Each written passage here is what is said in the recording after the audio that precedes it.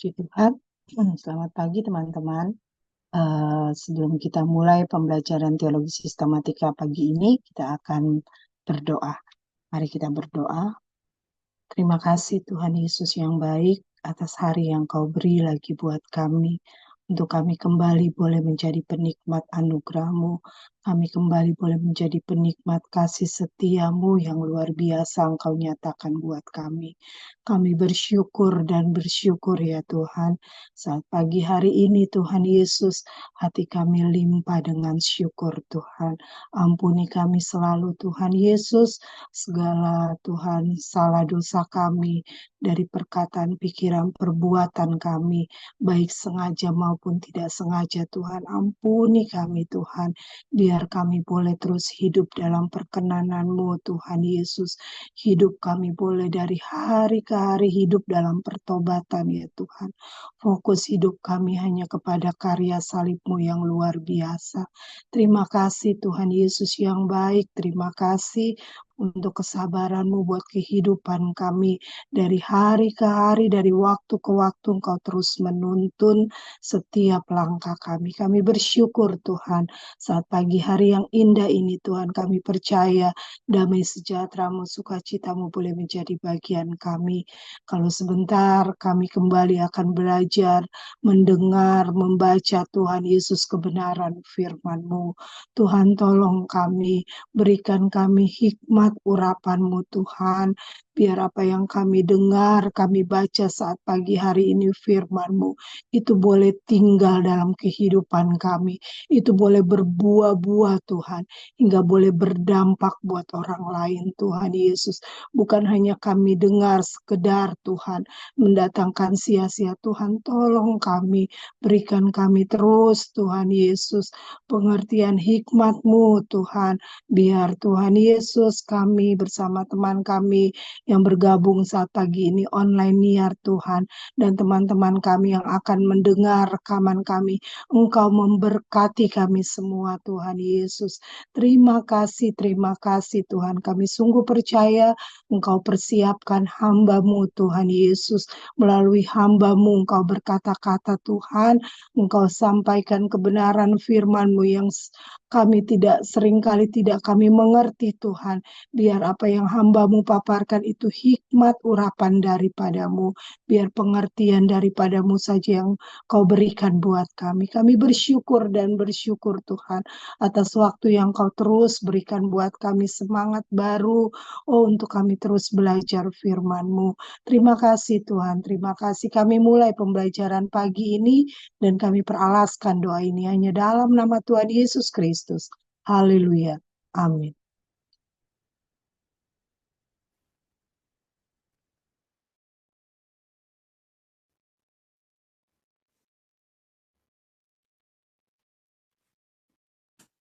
Puji Tuhan, selamat pagi. Kita kembali belajar kebenaran firman Tuhan.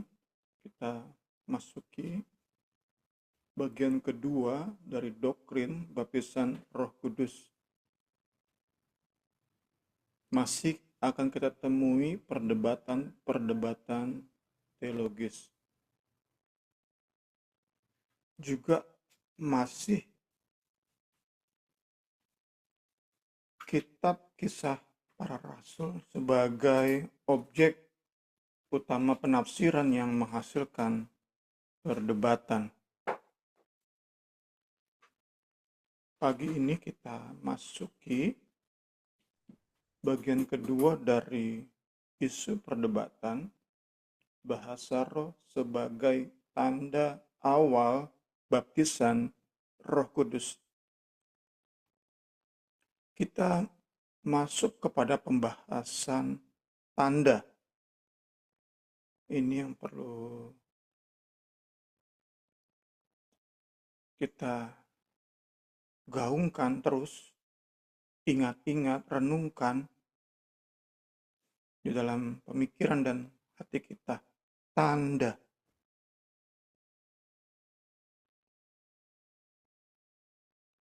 Kita masuk bahasan tanda. Ini mengingatkan kita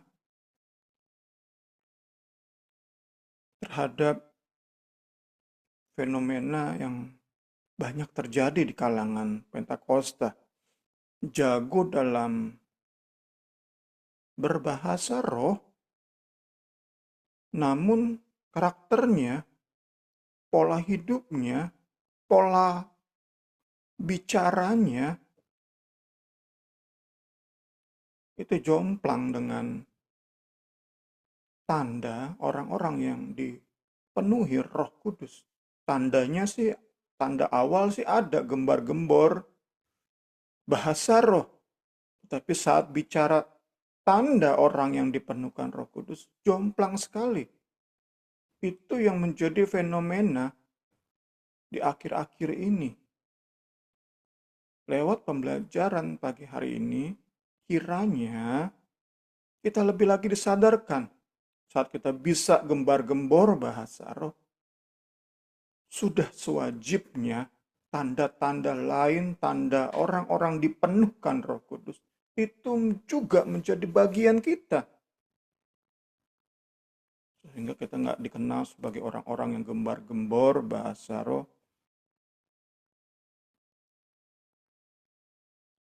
tetapi sungguh dikenal sebagai orang-orang yang menekankan karya dan pekerjaan Roh Kudus. Bukan hanya pribadinya kita tekankan. Kita tekankan pribadi dan karya atau kerja Roh Kudus. Kita ingin dikenal seperti itu. Bukan hanya kita gembar-gembor bahasa roh, tetapi kita sungguh-sungguh menekankan. Bukan dengan teori, tetapi dengan praktek, dengan kehidupan nyata. Sehingga kembali ke bahasan kemarin di buku 2 Korintus, kita bukan hanya jago dalam menampilkan, memamerkan teori kita, bahkan ritual kita, tapi bagaimana kita menginspirasi. Itu yang menjadi kerinduan kita di bagian ini. Saat kita memasuki bahasa roh sebagai tanda awal baptisan Roh Kudus. Dalam hal ini ada 3 posisi teologis. Pertama, bahasa roh bukan tanda.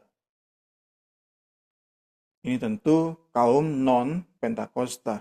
Bahkan mereka menyebut bahasa roh itu sesuatu yang sesat. Kedua adalah posisi baptisan roh tidak selalu ditandai oleh bahasa roh. Ketiga, posisi baptisan roh selalu ditandai bahasa roh. Kita masuk posisi yang pertama, tentu kaum non-Pentakosta. Memandang posisi kaum Pentakosta tidak memiliki dukungan dari tokoh-tokoh gereja di masa lalu. Seperti Luther, Calvin, Knox, Wesley, dan lain-lain. Ini tentu menunjuk pada tokoh-tokoh gereja setelah reformasi, setelah masa kegelapan gereja.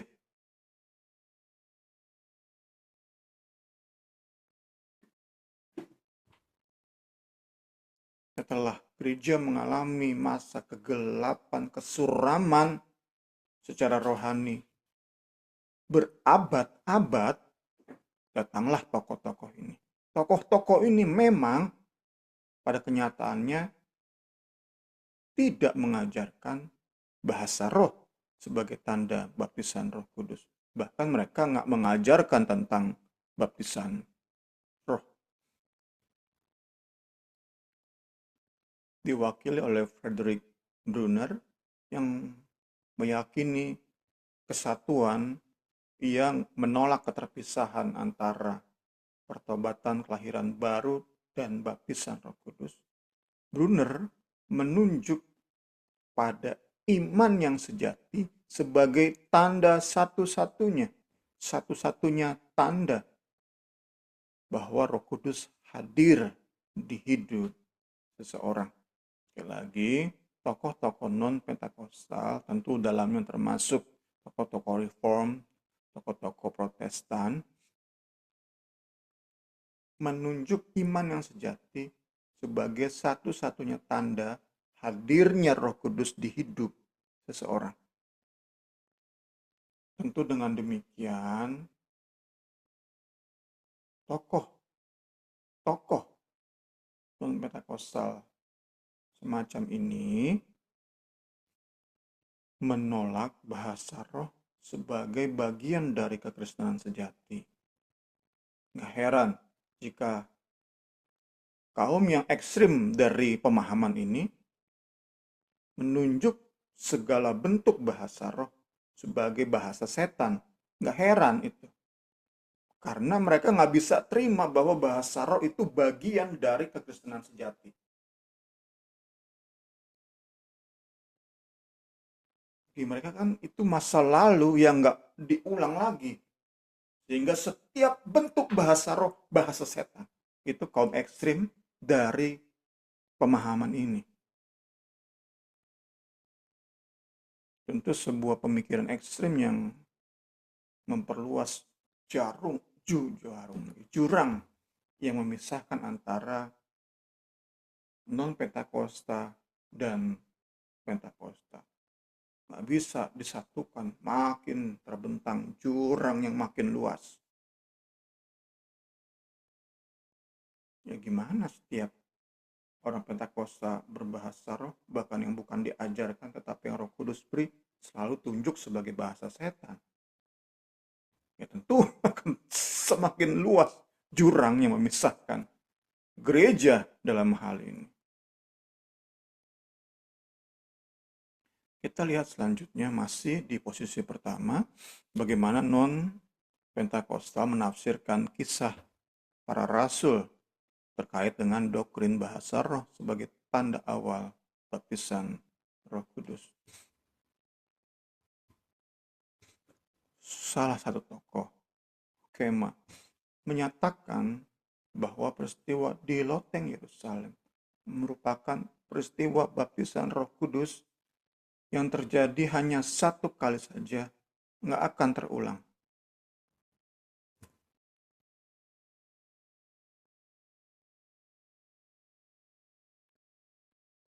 Pencurahan Roh Kudus yang terjadi hanya satu kali saja dan mewakili orang Kristen di sepanjang sejarah gereja sampai Yesus datang kedua kali. Itu yang diajarkan oleh tokoh-tokoh non-Pentakosta. Sedangkan peristiwa di rumah Cornelius, Hukema menyatakan bahwa fakta sejarah gereja tersebut tidak memberi dukungan cukup kuat terhadap doktrin bahasa roh sebagai tanda awal. Itu memang fakta sejarah bahwa seisi rumah Cornelius berbahasa roh saat Roh Kudus turun. Namun Hukema katakan itu hanyalah salah satu peristiwa unik, bukan sesuatu yang normal. Hanya sebuah peristiwa yang unik dalam sejarah gereja, sebagaimana dicatat oleh Lukas. Demikian halnya dengan peristiwa di Efesus. Fakta sejarah tersebut nggak dapat digunakan untuk mendukung pengajaran Pentakosta, karena baptisan roh saat itu terjadi secara berbarengan, simultan dengan pertobatan, dengan kelahiran baru. Kemudian, terakhir di posisi yang pertama, Hukema pun memberi catatan bahwa di kisah para rasul terdapat 9 peristiwa di mana satu orang atau beberapa orang percaya dipenuhkan Roh Kudus, dibaptis Roh Kudus, dan Lukas nggak mencatat bahwa mereka berbahasa roh. Ada 9 peristiwa Hukema catat di bukunya tentu. Nanti kita bisa lihat referensinya jika ingin lebih dalami. Hukema daftarkan 9 peristiwa di kisah para rasul di mana seorang atau beberapa orang percaya dipenuhkan Roh Kudus. Di dalam peristiwa tersebut Lukas nggak mencatat adanya bahasa roh. Membawanya membawa kemah pada kesimpulan untuk menolak ajaran Pentakosta. Termasuk posisi kedua, baptisan roh tidak selalu ditandai oleh bahasa roh.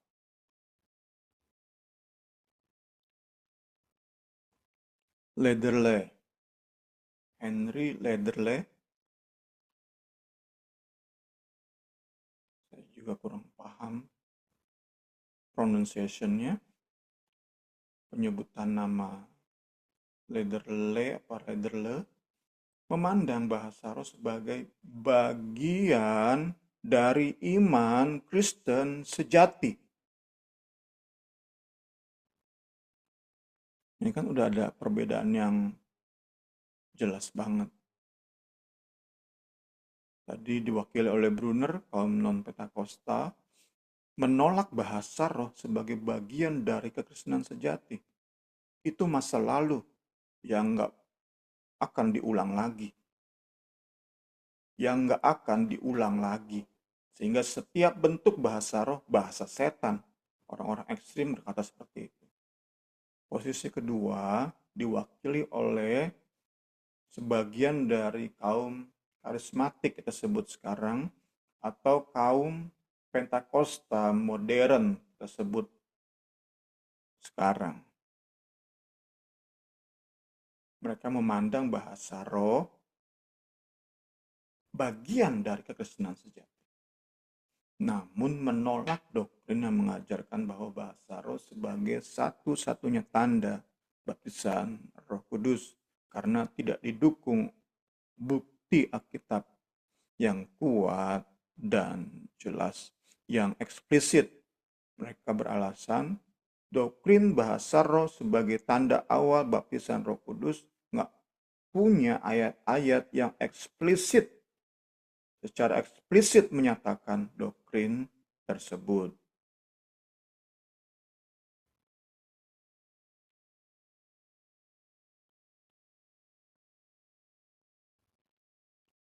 Saya lihat posisi ini dipegang oleh orang-orang non-Pentakosta yang lebih terbuka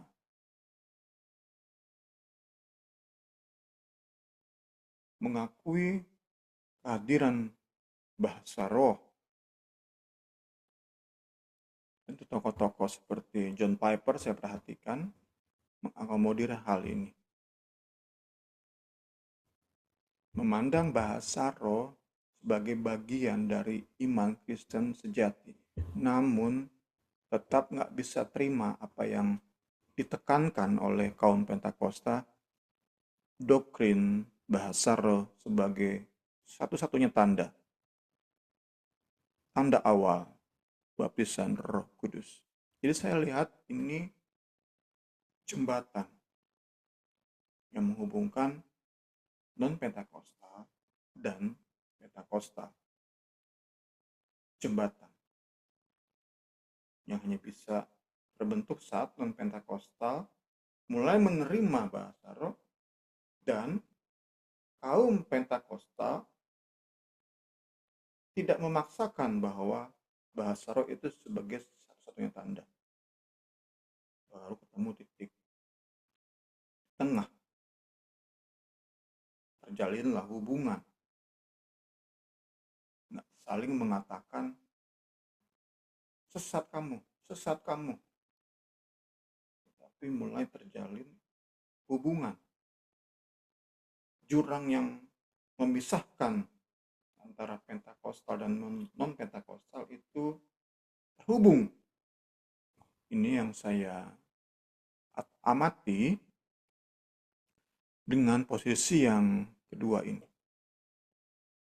Tapi jika ditanya ke posisi saya pribadi, saya tentu lebih posisi ketiga. Dengan catatan, saya memahami doktrin bahasa roh sebagai the only evidence, sebagai satu-satunya tanda itu merupakan doktrin sekunder. Doktrin yang dapat kita katakan nggak menentukan keselamatan seseorang, yang tidak secara langsung menentukan keselamatan seseorang. Kita tentu pernah belajar doktrin primer tentang Tritunggal, keselamatan dalam Kristus, kemanusiaan kealahan Kristus atau Duinatur Kristus, itu kan bagian dari doktrin primer, dogma. Sedangkan masuk ke doktrin sekunder, bahkan mungkin tersier, memahami doktrin ini sebagai doktrin sekunder karena memisahkan aliran. Doktrin tersier itu nggak sampai memisahkan aliran. Contohnya tentang akhir zaman, bagaimana pengangkatan, itu kan kalau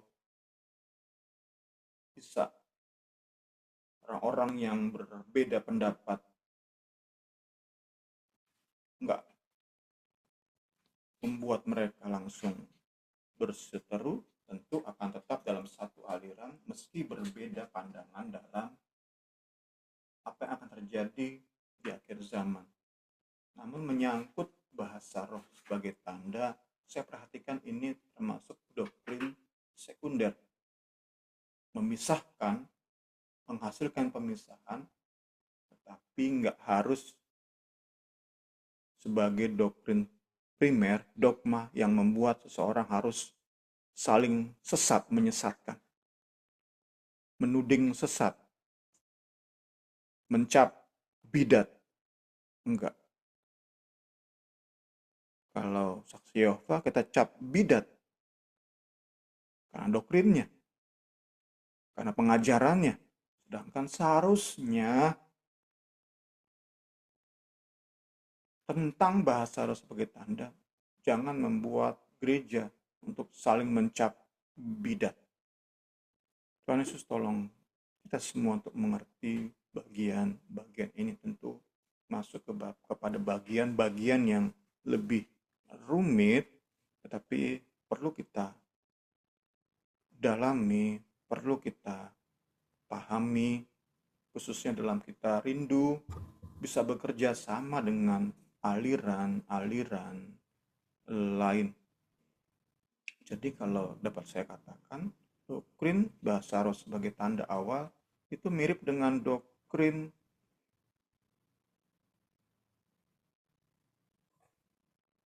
Armenian dan Calvin. Bagaimanapun membuat pemisahan. Orang-orang yang terlalu menyederhanakan, saya kurang setuju berkata bahwa Calvin dan Arminian bisa dalam satu aliran, itu nggak mungkin. Demikianlah doktrin bahasa roh sebagai tanda, pasti akan memisahkan. Tapi bagaimana kita bisa saling menghargai. Itulah salah satu alasan mengapa saya tetap memegang posisi yang ketiga. Sembari tentu jaga hati supaya nggak memandang orang-orang Kristen lain, aliran lain yang tidak menerima posisi ketiga. Karena posisi ketiga ini posisi yang ditandai oleh keunikan yang hanya dimiliki oleh kaum Pentakosta, khususnya tentu Pentakosta klasik. Pentakosta klasik memberi penekanan khusus pada doktrin bahasa roh sebagai tanda awal baptisan Roh Kudus. Makanya di awal saya katakan tadi gembar-gembor. Ya karena memang itulah keunikan kita dan itu yang kita tekankan terus-menerus. Jika penekanan kita ini nggak disertai dengan kehidupan yang menginspirasi, saya percaya, saya nilai ya nggak usah gembar-gembor lah, diem-diem baik lah, ngajarin boleh tanda awal baptisan Roh Kudus, tapi internal aja lah, nggak usah digembor-gembor di YouTube, gembar-gembor di medsos kan membuat orang lain syak ya. Gembar-gembor bahasa roh sebagai tanda awal, tapi hidupnya bermewah-mewahan. Hidupnya terus bersinggungan dengan dosa. Hidupnya enggak menjadikan Kristus sebagai pusat. Itu serba apa ya? Ironi itu. Kita mau kita gembar-gembor bahasa roh sebagai tanda, tetapi benar-benar disertai dengan kehidupan yang menginspirasi. Segala hormat kemuliaan bagi Yesus. Puji Tuhan. Kaum Pentakosta percaya doktrin ini memiliki dasar Alkitab yang kuat, khususnya dari kitab Kisah Para Rasul. Bagaimana para teolog Pentakostal menafsirkan peristiwa-peristiwa yang Lukas catat? 3 kasus di mana Lukas mencatat detail. Jadi kita bisa bilang ada 9 kasus di mana kembali ke posisi yang pertama tadi kan, Hukema katakan ada 9 kasus di mana terjadi baptisan Roh Kudus, tetapi Lukas nggak catat bahwa mereka berbahasa roh. Kaum Pentakosta yakini 9 peristiwa tadi tetap ada bahasa roh, tetapi hanya di 3 kasus Lukas catat secara detail bagaimana di peristiwa baptisan Roh Kudus bahasa roh hadir sebagai bukti. Dan 3 kasus tersebut adalah pertama Loteng Yerusalem. Kita akan baca satu persatu nanti. Rumah Cornelius dan di Efesus. Kita lihat satu persatu. Di loteng Yerusalem di hari Pentakosta, maka penuhlah mereka dengan Roh Kudus. 120 orang dapat kita tafsirkan dibaptis dengan Roh Kudus. Kemarin kita sudah bandingkan, dibaptis dengan air, dibaptis dengan Roh Kudus. Maka mereka 120 murid dibaptis dengan Roh Kudus. Lalu mereka mulai berkata-kata dalam bahasa lain seperti yang diberikan oleh Roh itu kepada mereka untuk mengatakannya. Ini kasus pertama. Baptisan Roh ditandai oleh bahasa roh. Kemudian Lukas mencatat di baptisan Roh Kudus dalam rumah Cornelius. Ketika Petrus sedang berkata demikian, turunlah Roh Kudus ke atas semua orang yang mendengarkan pemberitaan itu. Semua orang yang mendengarkan pengajaran atau khotbah Petrus saat itu dibaptis oleh Roh Kudus, dibaptis dengan Roh Kudus. Dan semua orang percaya dari golongan bersunat yang menyertai Petrus tercengang-cengang. Mengapa tercengang-cengang?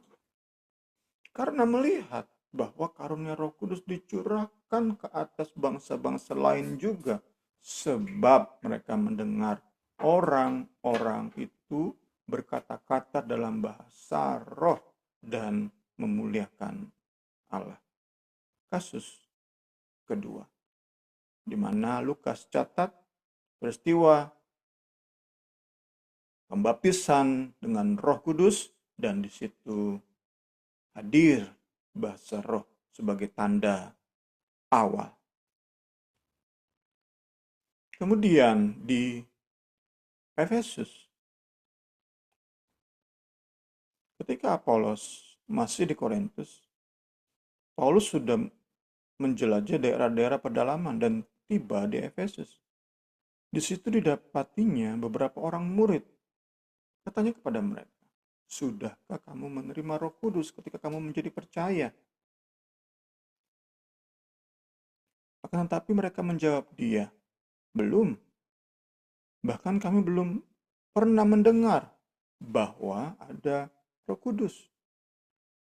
Lalu kata Paulus kepada mereka, "Kalau begitu dengan baptisan manakah kamu telah dibaptis?" Jawab mereka, "Dengan baptisan Yohanes." Kata Paulus, baptisan Yohanes adalah pembaptisan orang yang telah bertobat. Dan ia berkata kepada orang banyak bahwa mereka harus percaya kepada dia yang datang kemudian daripadanya, yaitu Yesus. Ketika mereka mendengar hal itu, mereka memberi diri mereka dibaptis dalam nama Tuhan Yesus. Dan ketika Paulus menumpangkan tangan di atas mereka, maka turunlah Roh Kudus ke atas mereka, dan mulailah mereka berkata-kata dalam bahasa roh dan bernubuat. 3 kasus kita sudah lihat. Berikut teolog Pentakosta Stanley Horton menafsirkan bahwa di loteng Yerusalem Roh Kudus mengaruniakan tanda kehadirannya, tanda baptisannya. Dan tanda tersebut hanya satu, bahasa roh. Kaum Pentakosta yakin di sini Lukas sedang mengajarkan sebuah pola yang perlu diperhatikan oleh gereja sepanjang sejarah. Karena itu, kaum Pentakosta yakin bahwa bahasa roh juga hadir di peristiwa-peristiwa baptisan Roh Kudus lainnya yang Lukas catat, tetapi ia nggak sertakan di situ hadir bahasa roh. Contohnya, ketika Petrus dan Yohanes berdoa bagi orang-orang di Samaria, Lukas nggak catat bahwa di situ ada bahasa roh. Meski jelas di situ Lukas catat terjadi pembaptisan dengan Roh Kudus, namun Lukas nggak mencatat bahwa di situ ada bahasa roh. Kaum Pentakosta yakin di situ ada bahasa roh, hanya Lukas nggak merekamnya dalam tulisannya, nggak mencatatnya. Kita lihat kisah tersebut. Setibanya di situ, kedua rasul itu berdoa supaya orang-orang Samaria itu diberoleh Roh Kudus. Sebab Roh Kudus belum turun di atas orang pun di antara mereka, karena mereka hanya dibaptis dalam nama Tuhan Yesus. Baptisan air ya. Kemudian keduanya menumpangkan tangan di atas mereka. Lalu mereka menerima Roh Kudus. Mereka, orang-orang Samaria ini, dibaptis dengan Roh Kudus. Ketika Simon melihat bahwa pemberian Roh Kudus terjadi oleh karena rasul-rasul itu menumpangkan tangannya, ia menawarkan uang kepada mereka. Ia ingin membeli apa yang kedua rasul ini mampu lakukan. Ia ingin beli kemampuan tersebut karena si Simon, Alkitab catat, seorang yang sejak lama alias berpengalaman dalam hal sihir. Dan bagi Simon, seorang yang berpengalaman dalam sihir ini, bahasa-bahasa baru itu unik. Itulah penafsirannya.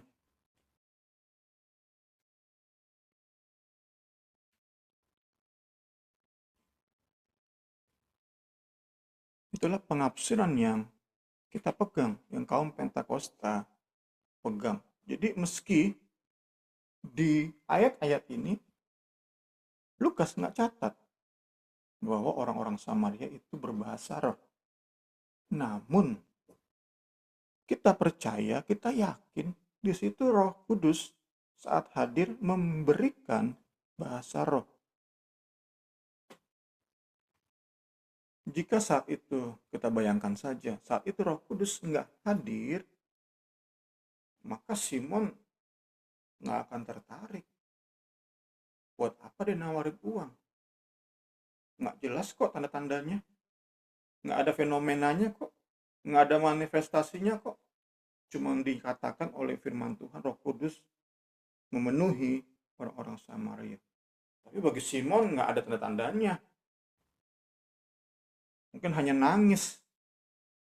Kalau nggak ada bahasa roh ya, hanya nangis murid-murid tersebut. Apakah itu akan membuat Simon tertarik? Kan itu kita main logika ya. Karena itu kita yakin di situ hadir bahasa roh. Dan itu yang membuat Simon kagum. Simon pengen kemampuan memberikan bahasa baru itu. Bahasa asing itu. Simon pengen punya kemampuan itu. Karena itulah ia menawarkan kedua rasul ini uang. Kemampuan memproduksi bahasa baru. Itu bagi Simon si tukang sihir sesuatu yang fenomenal. Karena itulah ia menawarkan uang kepada mereka berdua. Penafsiran yang aman, jelas-jelas aman. Nggak dicatat ada bahasa roh, tetapi yakin di sini ada bahasa roh. Penafsiran yang kuat. Karena itulah Pentakosta yakin doktrin bahasa roh sebagai tanda awal itu didukung secara kuat oleh khususnya kisah para rasul. Puji Tuhan. Puji Tuhan. Kita lanjut mendekati bagian-bagian akhir pagi hari ini. Kaum Pentakosta yakin bahwa bahasa roh sebagai tanda awal baptisan Roh Kudus itu merupakan pengalaman yang normal dan yang expectable, yang memang seharusnya terjadi saat seseorang dipenuhkan Roh Kudus. Kita yakin bagi orang-orang atau jemaat gereja mula-mula, bagi orang-orang Kristen di abad mula-mula, bahasa roh sebagai tanda awal itu hal yang normal. Pengalaman yang memang udah seharusnya terjadi. Itu yang kita yakini.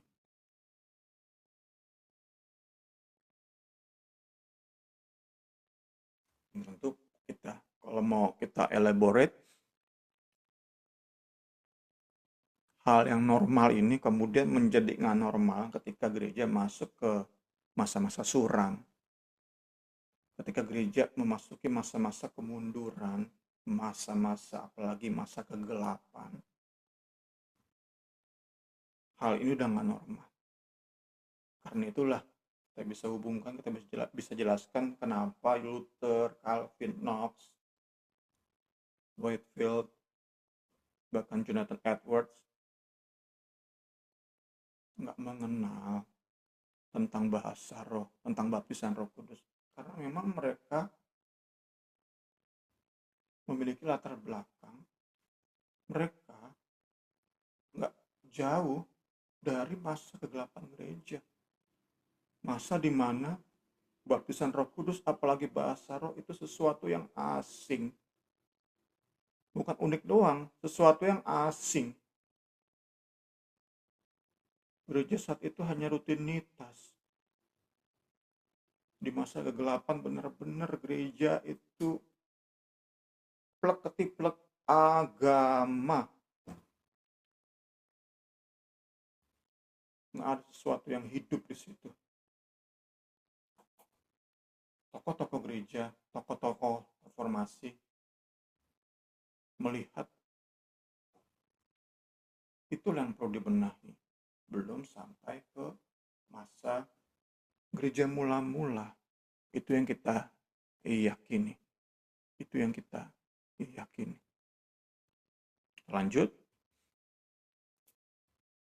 Pemahaman ini, pemahaman bahwa di gereja mula-mula, bagi jemaat mula-mula, bahasa roh sebagai tanda awal itu hal yang normal, pemahaman ini menjelaskan mengapa Lukas nggak selalu menyertakan tanda bahasa roh di setiap peristiwa baptisan Roh Kudus.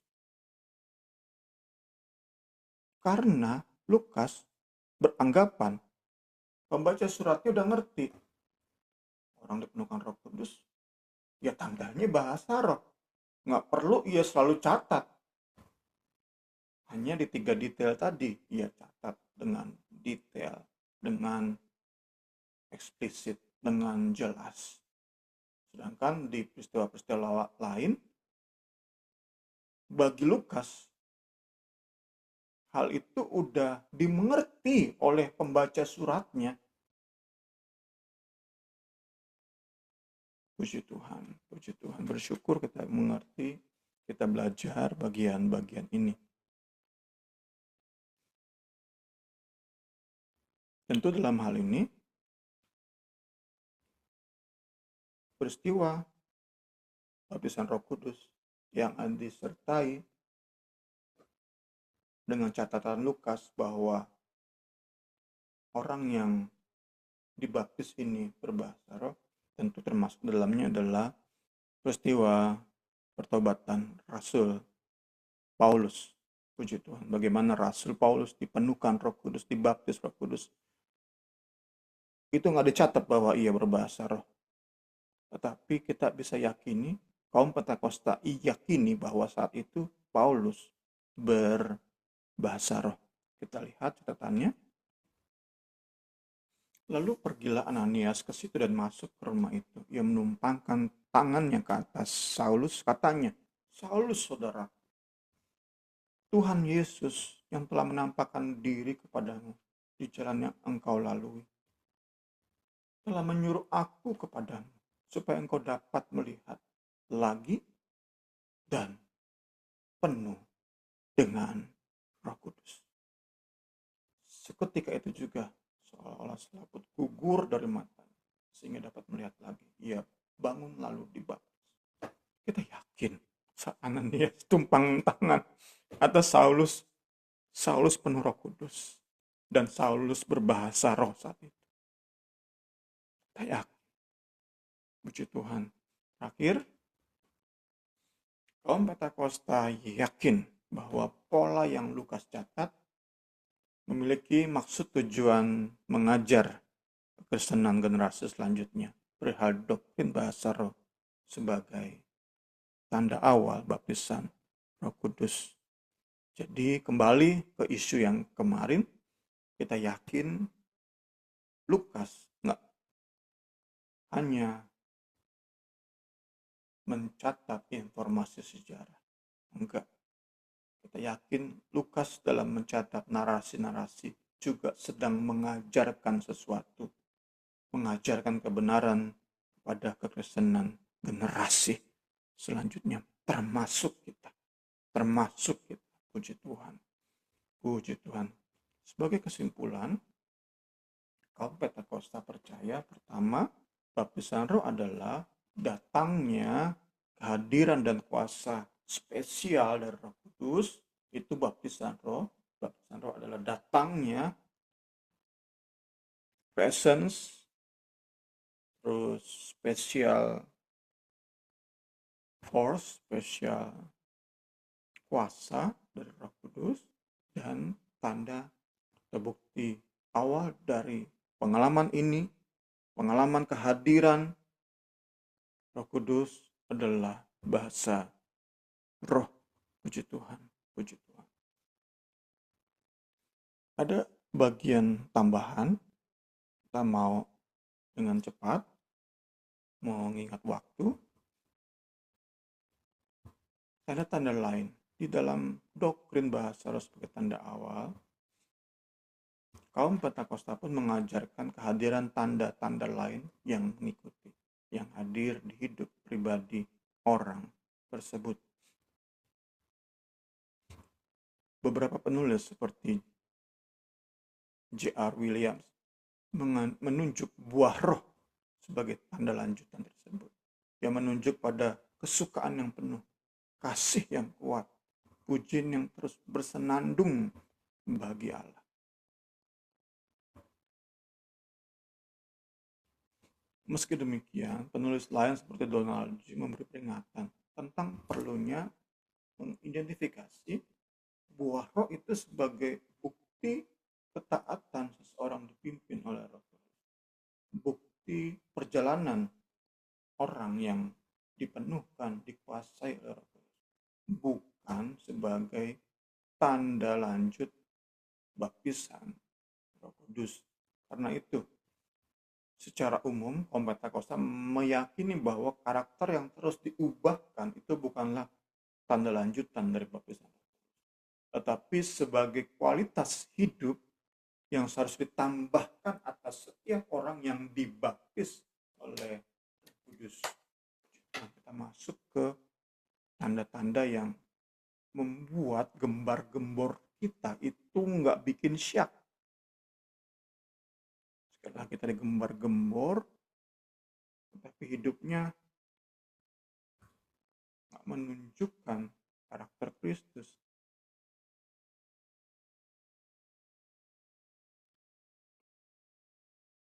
Kualitas hidup yang harus ditambahkan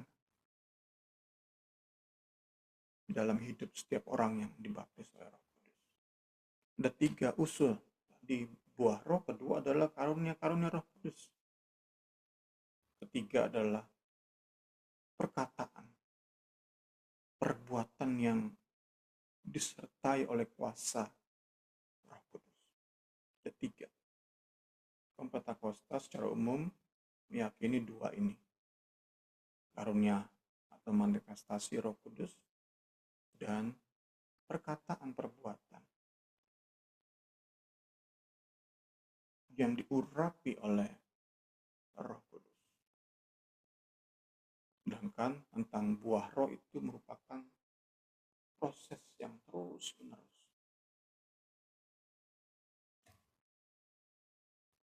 Masuk kepada pengudusan tentunya. Kita sudah belajar di bab sebelumnya tentang Roh Kudus dan pengudusan, tentang doktrin pengudusan.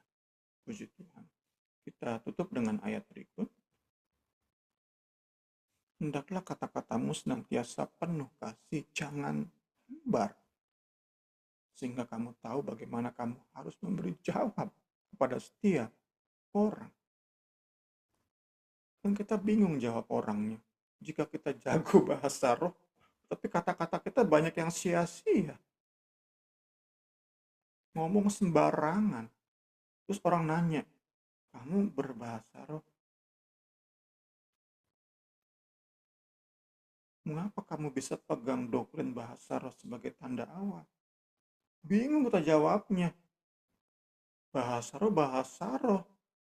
Tapi kata-kata kita hambar, sia-sia, nggak membangun sesama. Aduh, menyedihkan. Gimana kita bisa memberi jawab? Bagaimana kita bisa memberi pertanggungjawaban kepada orang yang bertanya kepada kita tentang bahasa roh? Jika kita berbahasa roh, namun bahasa kita, kata-kata kita hambar. Ini tentu menjadi impian kita. Ini yang kita kejar. Setelah kita belajar bagian ini, ini yang kita kejar nih. Kita nikmati. Berdoa dalam berbahasa roh, kita nikmati. Itu mendatangkan keindahan. Tapi kita punya tanggung jawab untuk menyertai nikmatnya bahasa roh dengan kata-kata yang penuh kasih.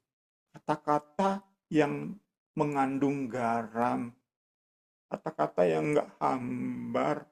Kata-kata yang mengandung urapan.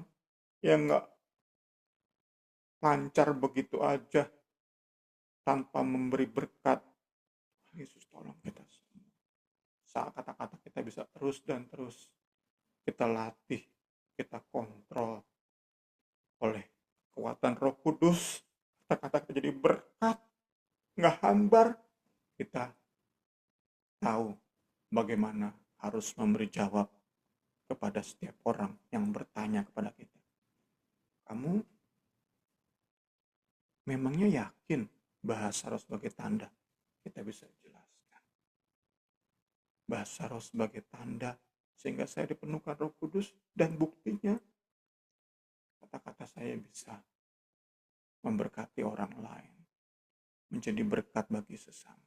Puji Tuhan, kiranya pembelajaran kita pagi hari ini memberi insight-insight baru, pemahaman-pemahaman baru yang pada kesimpulannya menjadikan kita kaum-kaum Pentakosta bukan hanya gembar-gembor doktrin kita, tetapi kita bisa menghasilkan, menjalani hidup yang menginspirasi. Segala hormat, kemuliaan bagi Kristus. Puji Tuhan. Puji Tuhan. Mungkin biar ada yang mau ditambahkan atau bertanya tentang pembahasan kita pagi ini. Nggak ada, Kak Rini. Nggak ada, oke, makasih. Kita akan tutup pembelajaran kita pagi ini, nanti dengar yang berdoa ya. Baik, Kak. Mari kita berdoa. Bapa, kami bersyukur ya Tuhan Yesus untuk firman-Mu ya Tuhan Yesus yang boleh kami terima di pagi hari ini ya Bapa. Sungguh kami menyadari ya Tuhan Yesus, kelemahan kami Tuhan Yesus dalam menjalankan kehidupan kami menjadi anak-anak-Mu ya Tuhan Yesus. Terima kasih ya Tuhan untuk setiap peringatan, reminder yang Tuhan berikan bahwasannya ya Tuhan Yesus terlalu banyak Tuhan kami menggembar-gemborkan segala sesuatu kerohanian kami Tuhan Yesus, tetapi nyatanya kami tidak berbuah ya Bapa. Tuhan Yesus, Tuhan yang menyelidiki hati kami, Tuhan yang mengubah hati kami ya Bapa. Kami ingin ya Tuhan Yesus, kuasa nyata urapan Roh Kudus boleh ya Tuhan Yesus terus menjadi bagian milik kami ya Tuhan Yesus. Boleh Tuhan terus diubahkan ya Tuhan Yesus. Kami nggak hanya tahu firman Tuhan, kami nggak hanya tahu bahasa Roh Tuhan Yesus, tapi kami boleh Tuhan Yesus kebaikan-Mu, kuasa-Mu dirasakan orang lain ya Tuhan melalui hidup kami Tuhan Yesus. Ampuni kami Tuhan. Kami mohon Tuhan Yesus terus bekerjalah dalam hidup kami yang lemah ini. Kami percaya ya Bapa, anak-anak-Mu yang terus memohon kepadamu Tuhan, Tuhan yang terus, Tuhan Yesus, Engkau berikan ya Tuhan, urapan Allah dari tempat ya Tuhan Yesus yang maha tinggi menjadi bagian milik kami ya Tuhan Yesus. Ya Tuhan, kami percaya kami sudah diberkati pada pagi hari ini. Kami terima kasih untuk Bung Semi yang sudah membagikan ya Bapa. Kami percaya semua tidak lalu begitu saja. Tuhan juga tolong ya Tuhan supaya teman-teman kami, jemaat-jemaat yang lain ya Tuhan bisa mengerti ya Tuhan Yesus, firman-Mu Tuhan Yesus. Kami boleh Yesus menjadi anak yang nggak seperti Farisi Tuhan, yang nggak bersekutu, yang nggak cuma pelayanan Tuhan, tapi kami tahu Tuhan Yesus buah-buah yang daripadamu, buah roh itu Tuhan Yesus. Boleh nyata ya Tuhan Yesus. Bukan kami Tuhan Yesus dalam mengikut Engkau. Terima kasih Bapa yang baik, kami sudah menerima berkat-Mu di pagi hari ini ya Tuhan Yesus. Kami juga menyerahkan ya Tuhan ibadah kami selanjutnya ke dalam tangan-Mu Tuhan. Di pagi hari ini kami juga mau berdoa Tuhan Yesus untuk Jefta yang berulang tahun. Tuhan terima kasih untuk umur yang Tuhan tambahkan untuk Jefta. Kami boleh melihat kebaikan Tuhan, kami boleh melihat kemurahan Tuhan, pertolongan Tuhan bagi hidup Jefta. Tuhan Yesus, kami berdoa Tuhan, Engkau saja yang terus mendorong Jefta menjadi anak yang takut akan Engkau, menjadi anak muda yang menjadi contoh teladan Tuhan bagi sekitarnya Tuhan Yesus. Tuhan yang tolong pendidikannya, Tuhan yang tolong pergaulannya, terlebih lagi dalam mengikut Engkau, Jefta terus punya hati untuk terus ya Tuhan Yesus, cinta Tuhan Yesus, untuk terus ya Tuhan Yesus menjadi pelayan-Mu yang setia ya Bapa. Tuhan, terima kasih. Kami sudah berdoa ya Tuhan Yesus. Kami menyerahkan sisa hari kami ke dalam tangan-Mu hanya dalam nama Tuhan Yesus Kristus. Haleluya. Amin.